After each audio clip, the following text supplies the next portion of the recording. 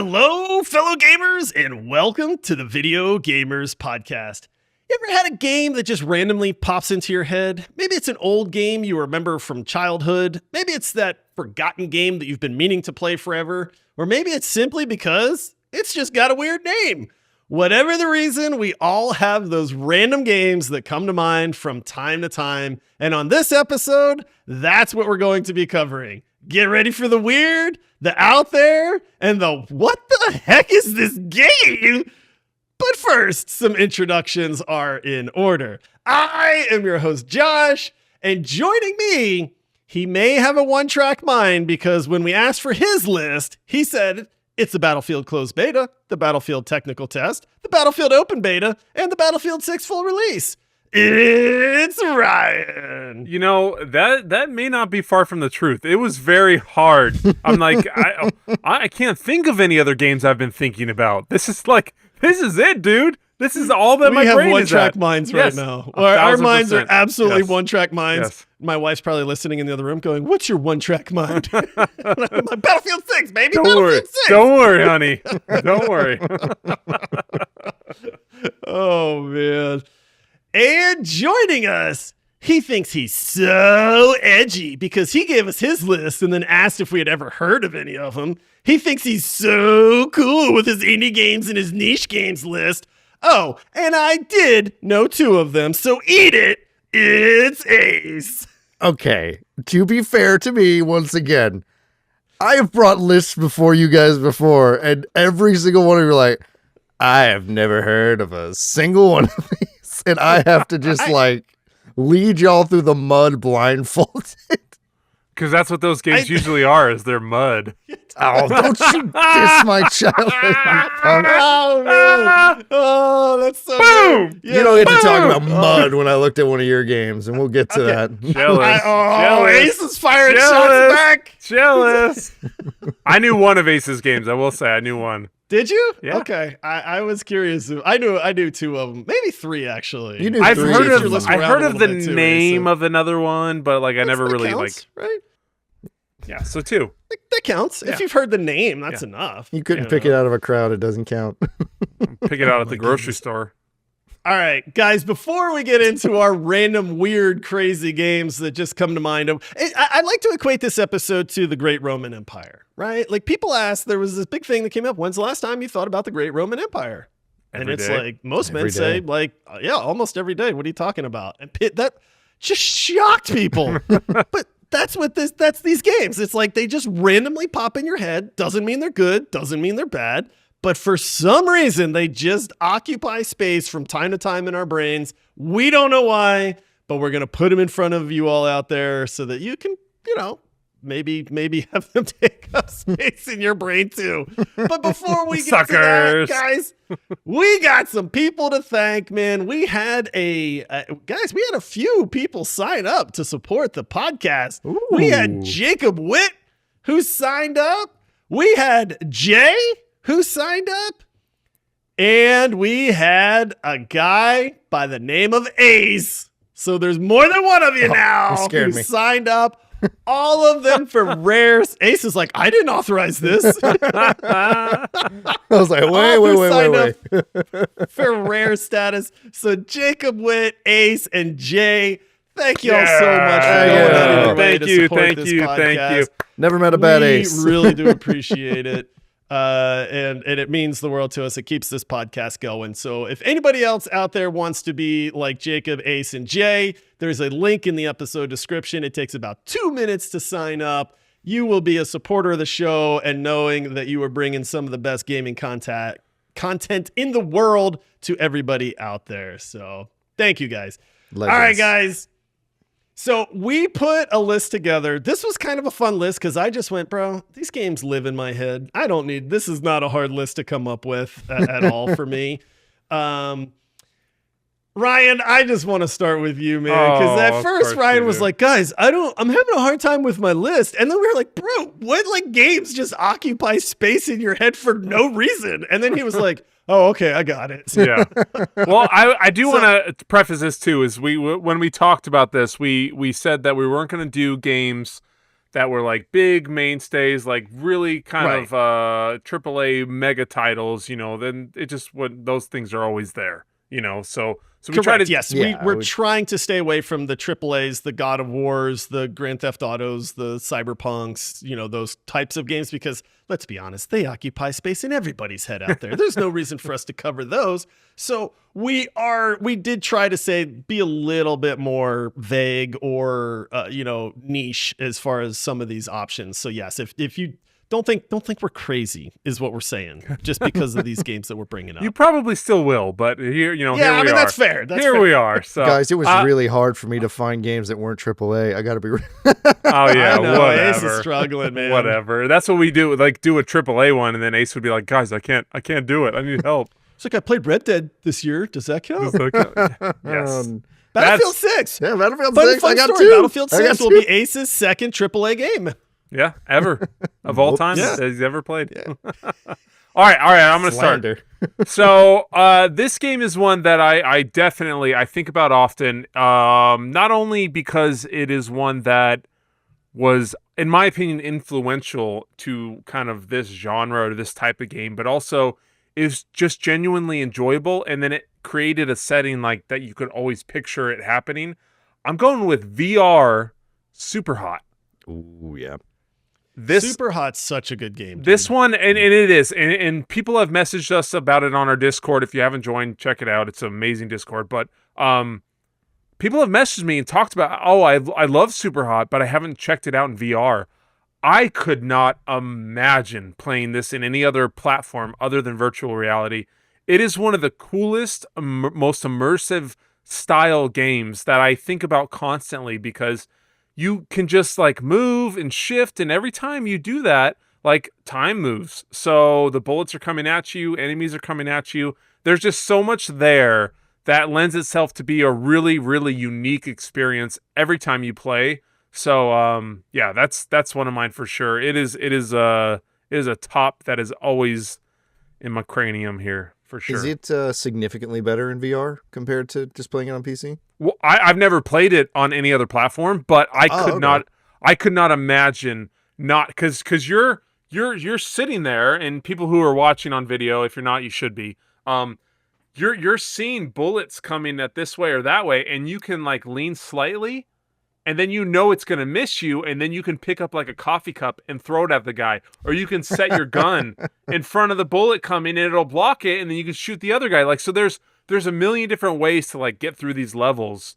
But I couldn't imagine playing it in anything other than VR. But yeah, the VR mode is what just lives in my head rent-free, man, for sure. It's the only way I can see playing Super Hot, Yeah. honestly. And it really, really thrives in the VR environment. so and good. there's no motion sickness because you are not moving. It's you're just the things stationary. around you that are moving. Yep. So Super Hot's one of those games that's like Beat Saber. If you have a VR headset and you haven't played those two games, Those are like, the you're two, missing yeah. out on, yeah, like you're missing out on like what makes VR really neat. And it's like the beginning levels of VR for people where you can really kind of go like, whoa, this is really cool. And then you can kind of start branching out. But those two are like the staple games for any VR system, man. Yep. Yeah, I've Super Hot's almost really bought cool, them. dude. I've almost bought a VR just for Super Hot, honestly. Dude. Yeah, it's really that good. And like you said, Ryan, when you start to realize like, oh, I can do all these different things, and you're only held back by like your imagination to a certain degree. Yes. It's You have it's a stuff really, around really you. neat You game. could like grab it and toss it that way and try to time it to like hit that bullet so it doesn't hit you. And then, yeah, there's so much there. So yeah, that one I think about all the time. Yeah. All right, Ace, what you got, man? All right. I'm going to start this off. This is a Nintendo Switch exclusive game, which is the only reason I don't still play it constantly, is Astral Chain. It is developed by the same people who did like Bayonetta. So it's a hack and slash, but it takes place in a cyberpunk city where you play as cops who control these chimeras on chains. And you use the chain not only in combat while you're controlling both yourself and the chimera, but you use it in like puzzle solving as well, because the chain is the main mechanic, and it's just so freaking cool. I think about it all the time, like how cool it was that they worked this chain into just regular gameplay, and as well as the combat where you send the chimera out, it wraps around whatever you're trying to fight, and then they're chained in place while you're fighting them, and you can let off a counterattack. But aside from the actual combat, there's also puzzles and investigations because you're a cop. Like, what else are you going to do? I watched the trailer for this because I've heard of this game before. And I was like, I know this name. Like, I feel like I've heard of this title, but I don't know that I ever saw gameplay on this one at all. But this one actually looks pretty good, man. It's so good, dude. I love it. You can tell the kind of button mashy combat, like you said, like with Bayonetta. There is definitely like an artistic flair to it. It looks a little older because you can also tell like the polygon count's a little bit lower, kind of thing. I didn't realize this was a Switch exclusive.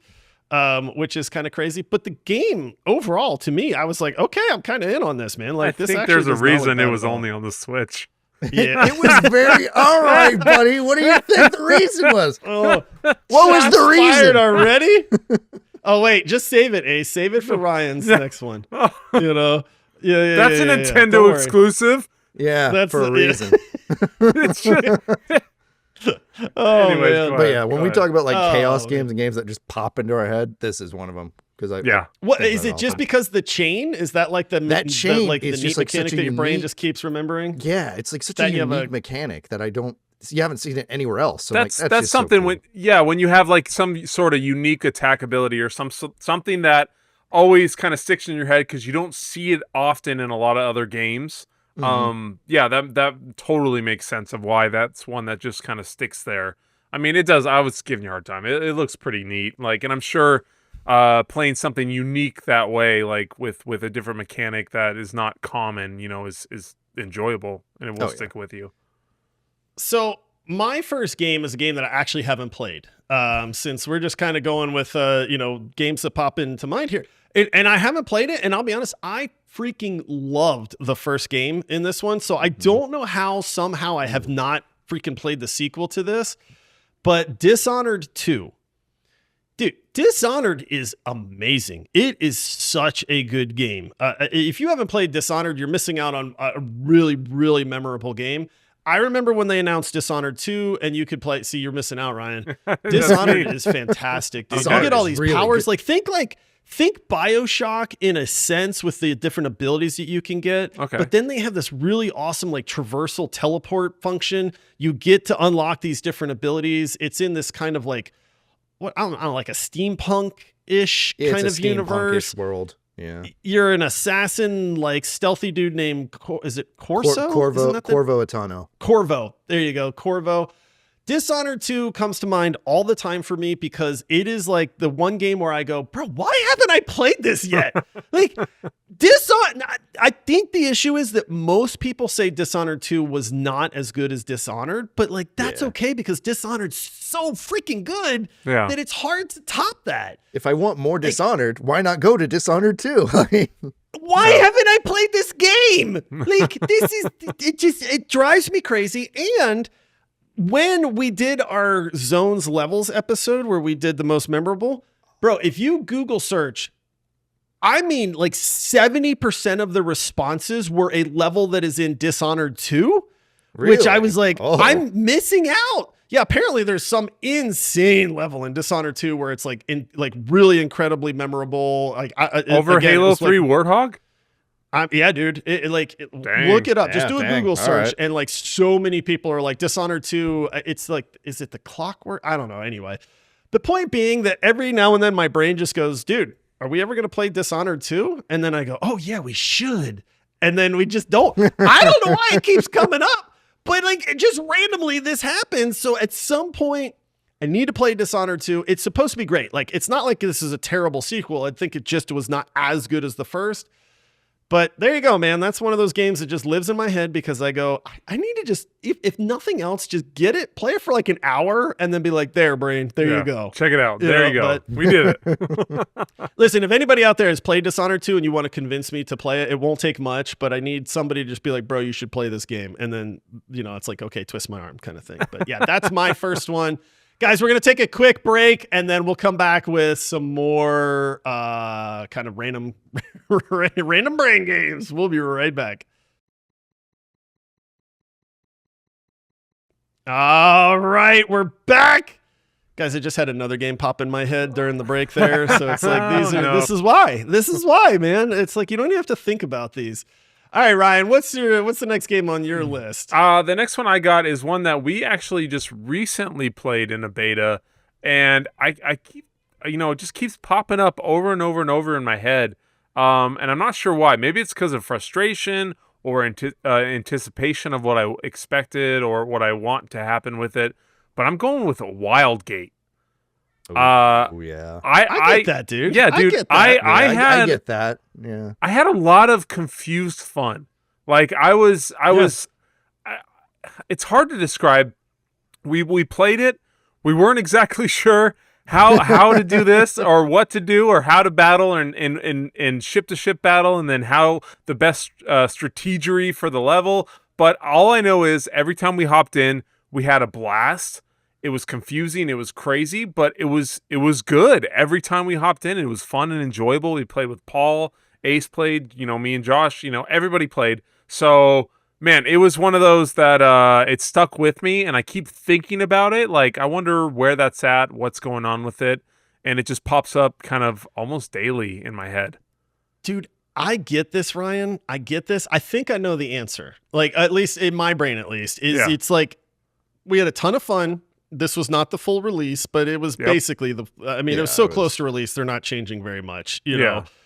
I think the issue with Wildgate is that it is very, very fun with friends and in a short dose. Like we could play 2, 3, 4 matches, but I worry about the longevity of Wildgate, where it's like, I don't know that this game, I would play it for more than like 2 weeks kind of thing. Yeah. And it's weird because there were a lot of people in our community that were all on that open beta for Wildgate and were really hyping it up and saying, guys, this is a ton of fun. And I have not heard a whisper of this game since it released either. So it makes me worry that it's like really fun for the short term, but not the long term. And it had a $40 price tag, at the same time, which I think a lot of people said this feels like it should be a free to play game. Yes. And then I can pay for cosmetics and upgrades and things like that. But I think that's why, honestly. But I'm with you in that it's like I do get the itch to be like, man, it'd be fun if we could jump in. Yeah, exactly. But I don't want to pay the $40, and I really don't think I would play it for very long either. So I don't know. It is a catchy. Like there is something about there's like something the that like draws you in, and like I'm like I don't really want to play this game a lot, but like I also kind of want to play this game a lot, So it's it's that weird kind of juxtaposition, like where you're just like kind of in the middle zone. So yeah. All right, Ace, what's the next one up for you, buddy? All right, next one for me, when we're talking about games that just pop into my head every now and then, it's got to be Oddworld Stranger's Wrath. And it's for a very specific reason. It's because when I was first being introduced to video games, my uncle would pop this into his Xbox and play it all the time.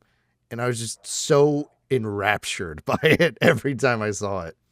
In Stranger's Wrath, you play as the Stranger as you capture bounties in order to pay for a surgery. And the unique thing is you can capture the bounties alive for more money, which is way harder. Or you can just kill them dead. But your ammo is live ammo that you gather from the environments. So you'll gather these like rabid, fuzzy teeth monster things called fuzzles, or you'll grab these shock scorpions or things like that, and you'll just fire them at enemies. You can set traps. Is this why I saw animals squirrels riding on the gun all the time? Yeah, it's a crossbow that fires live ammo. Okay. That makes way more sense to me now, because I was like, why is there a spider riding on this gun? And then it was a different animal at another point, and then I was like, what? I'm not going to lie, this game looks super weird to me, Ace. It's super weird. I don't know when this game came out. It looked weird, and I was like, why is this coming into Ace's mind randomly? And you'll swap between a third-person view for platforming and the first-person view for, fighting. But, like, the best part is just the voice acting for me, because the Stranger has the deepest Western voice. He's like, gotta get to town and get that pack rat palooka. Like, I remember it. Oh, this game has rats. That's right. That was just his name. It was just the name, all right? It does have rats, that explains it. It does have squirrels. The squirrels are really annoying. I was going to say, I'm pretty sure I saw part of the trailer where there was a squirrel riding on the gun, and then I was like, okay, let's say no more. It all makes sense. It all makes sense. Yeah, I love this game, man. This game is just like always on my mind. This is like a bounty game? Yeah. Like See, that to me, like I always, for whatever reason, I remember playing so many, having that bounty aspect always draws me in. So like, whatever kind of the world you're in, having that, you got to go get this guy. And then if you can capture him alive, it's worth double the money. I'm in every time. So something like this definitely piques my interest. When did this thing come out? Oh, it's old. Oh, 2010. It is It's old. old. It is Woo! old. It's 15 years And it old. looks old. And Yeah, it looks old, and for it plays sure. old, but I still love it. You can No, also for visit sure. live bounties in the jail, which is cool. Oh, that's pretty cool. Yeah, it's That's a cool neat. game. All right, next up for me, guys. This is I'll be amazed if anybody has heard of this game. It's a game called Vaporum. I found this game because I love the Legend of Grimrock games, Legend of Grimrock 1 and 2. These are the old dungeon crawler style first-person grid-based type games, a la Eye of the Beholder way back in the day. So I found this game called Vaporum that looked very, very similar. It is a steampunk dungeon crawler.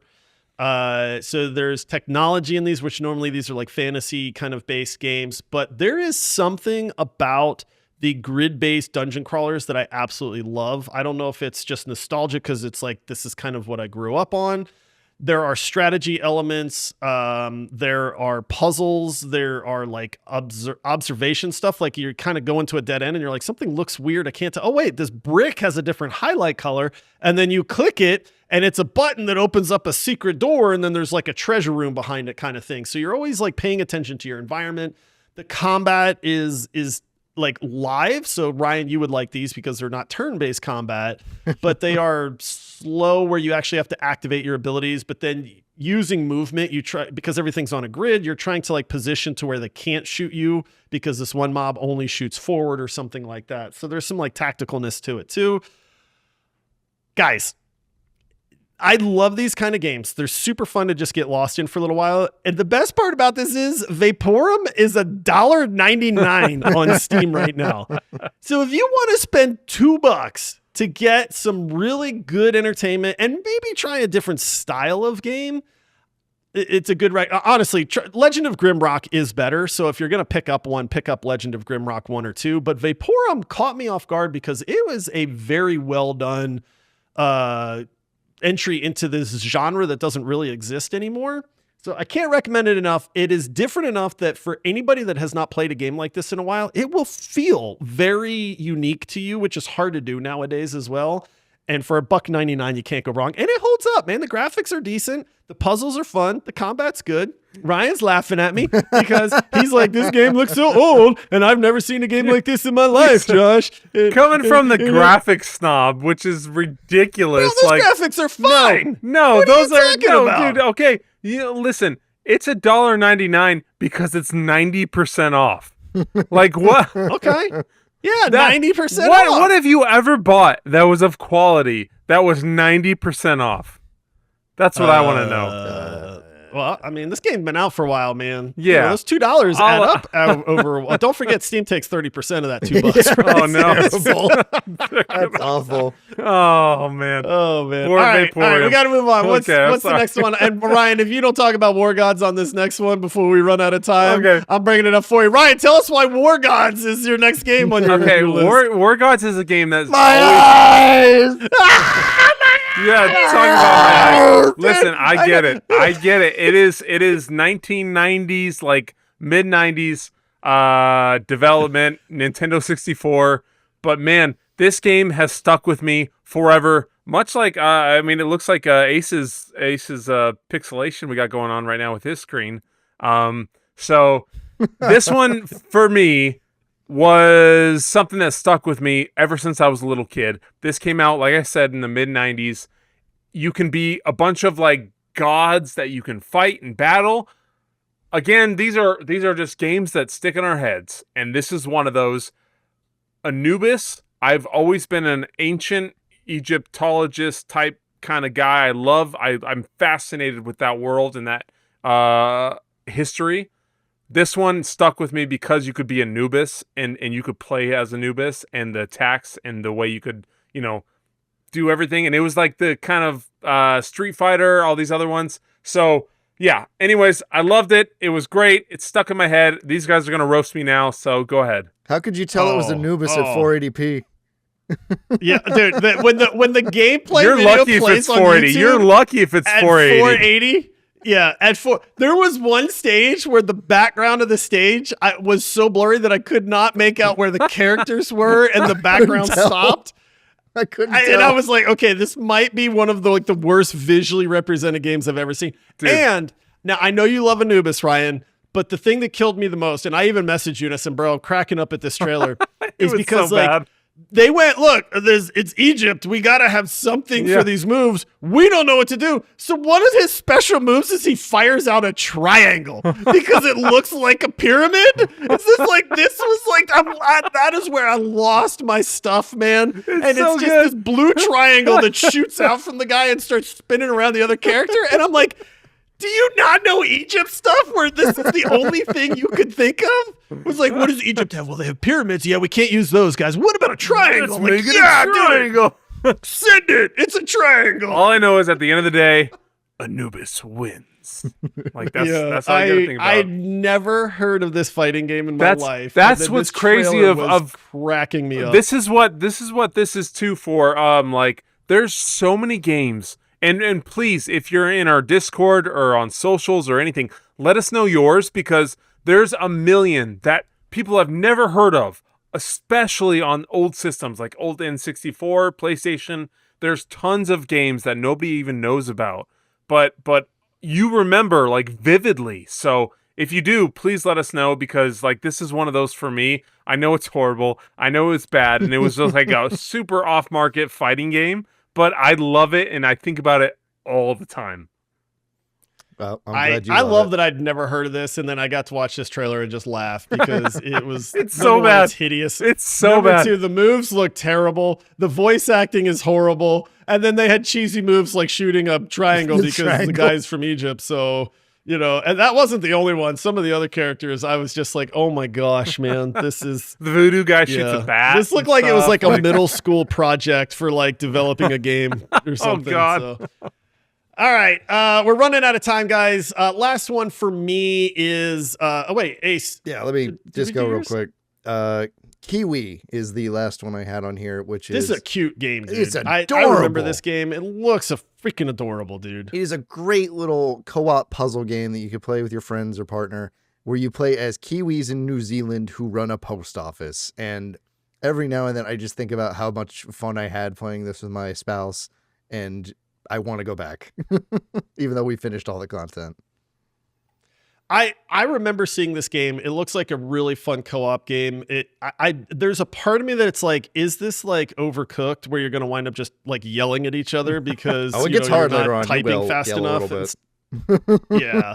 Overcooked is like a marriage just ruiner, man. Like you can't play that with like your spouse or Ace is like, So yeah. Kiwi, as cute as I it speak is, from I was like, experience. is this just gonna ruin relationships here? Why are you Yeah. cutting the onions over here? I'm trying to cut the onions.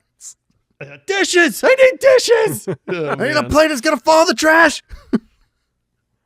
All right, last one for me. This is an obscure one. I'll be surprised if people have heard this, but this is a game called King's Bounty: The Legend, which is a Heroes of Might and Magic clone, basically. Now, there was a time where all of these games were all the rage. Heroes of Might and Magic took these where you are basically trying to conquer a land.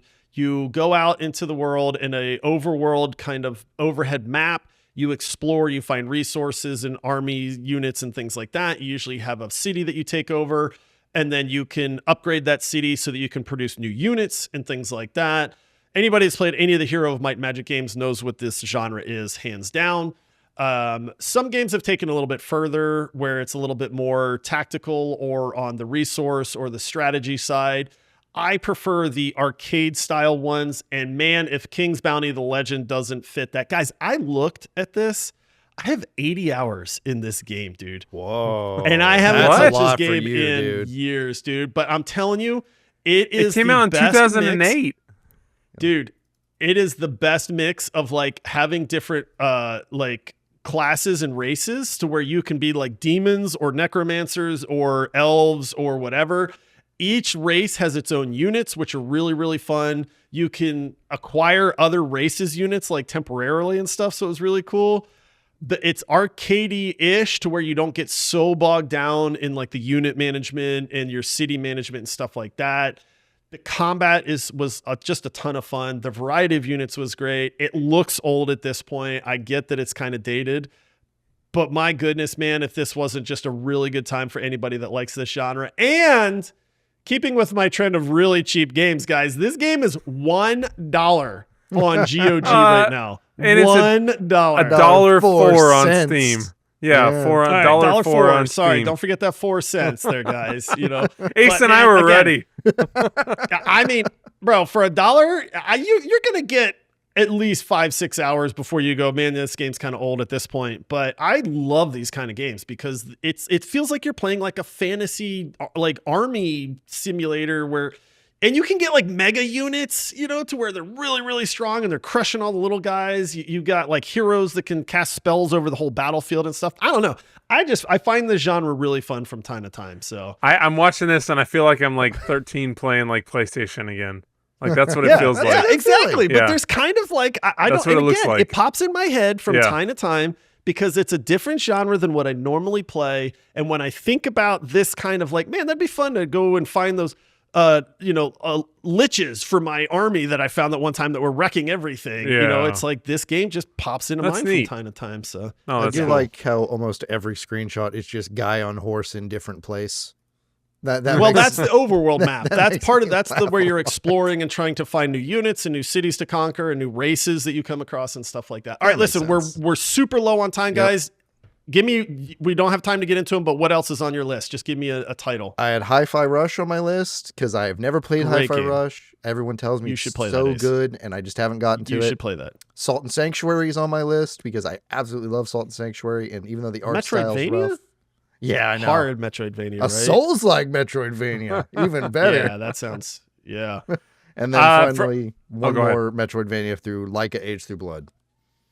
That's a crazy. Anybody that's played Excite Bike that you want Excite Bike with guns and blood, and aren't you like a weird animal? What is You're a fox. fox or Yeah, you're a You're fox. a fox, yeah. So a fox Or a riding a dirt coyote. bike with guns and lots of gore. That's a weird one, Ace. I actually played that one. It's not a bad game. It's really good. It's a good Motorvania for Yeah. sure.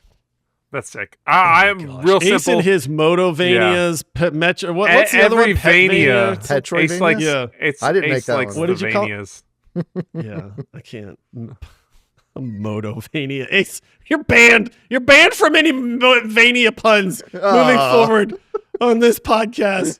Oh man. All right, right. And what else was on your list, Brian? Just one more. I just had Roller Coaster Tycoon 2. Yeah, see the music. I don't know if you were doing the music from Roller Coaster Tycoon. Yeah, Ace was. It's in my head. Building, crafting, like doing all the things you can do. Like it is one of those that if you're into that type of game, it still stands up. Like being able to create the roller coasters and doing all that stuff, it's longevity is unmatched. So I love it.